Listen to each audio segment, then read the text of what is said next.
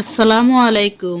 Vanilla sponge কেকের recipe নিয়ে আপনাদের সাথে শেয়ার করতে আসলাম। প্রথমে কেকটাকে একটু মোল্ড থেকে বের করে এবার উপরের বাড়তি অংশটা কেটে ফেলে দিলাম। ফেলে দেওয়ার পরে এবার দুটিভাবে কেটে নিলাম। আসলে এটা নিউ ইয়ারের কেক, পাঠাতে দেরি হয়ে গেছে। এখন আমার বাসার জন্য বানাইছি, আসলে নিজের বাসার জন্য তৈরি করলে তো একটু ভুল হয়ে থাকে। চলুন কেকটা ডেকোরেশনে চলে যায়। প্রথমে একটি স্লাইস নিয়ে সুগার সিরাপ দিয়ে দিচ্ছি, দিয়ে ক্রিম দিয়ে ভালো করে কাভার করে নিয়েছি। এবার আরেকটি স্লাইস দিয়ে তার উপরেও সুগার সিরাপ দিয়ে দিচ্ছি। সুগার সিরাপ দেওয়া হয়ে গেলে এখানেও ক্রিম দিয়ে ভালো করে পুরো কেকটাকে কাভার করে নেব।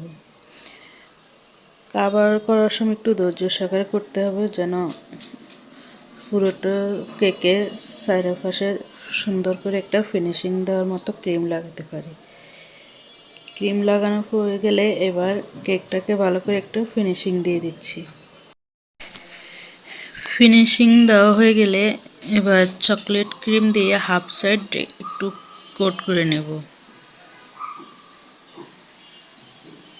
আসলে যদি আমার কেকটা ডেকোরেশন আপনাদের কাছে ভালো লাগে তাহলে অবশ্যই একটা লাইক দিবেন, আর চ্যানেলটা সাবস্ক্রাইব করে দিয়ে বন্ধুদের সাথে একটু শেয়ার করে দিবেন। তো হাফ সাইডে চকলেট ক্রিম লাগানো হয়ে গেলে এবার এখানে আমি স্টার নজর দিয়ে কিছু স্টার ফুল এঁকে নিচ্ছি।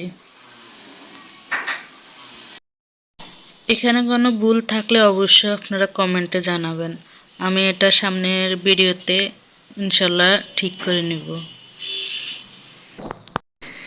ফুল আঁকা হয়ে গেলে এবার নিচের সাইডেও একটু বর্ডার টেনে নিচ্ছি।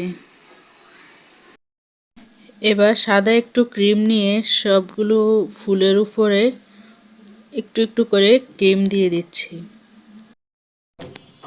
এটা তো 2024 সালের কেক না, তা ভাবলাম যে যদি সাদা কিছু ক্রিম দিয়ে থাকি তাহলে হয়তো মোমবাতির মতো মনে হবে, যে মোমবাতিগুলো জ্বলতেছে সাদা সাদা, তাই দিয়ে দিলাম কিছু সাদা ক্রিম।